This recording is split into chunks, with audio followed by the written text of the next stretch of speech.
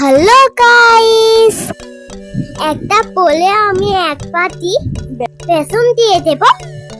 পরিমাণ মতো নুন, হলুদ গুঁড়ো, ঝালের গুঁড়ো দিয়ে একটু মাখিয়ে নেব।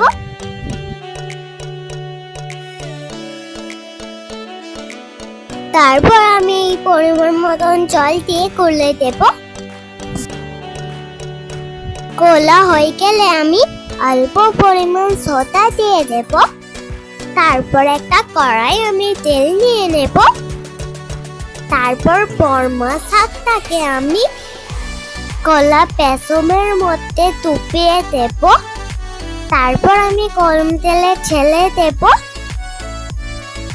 এক এক করে আমি সবকটা পরমা শাকগুলোকে গরম তেলের মধ্যে ছেড়ে দেব। তারপর উলট পালট করে লাল লাল করে ভেজে নেব।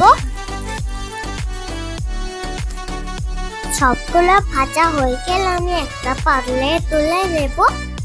বন্ধুরা, তোমরা লাইক, কমেন্ট, শেয়ার, সাবস্ক্রাইব করে দিও প্লিজ।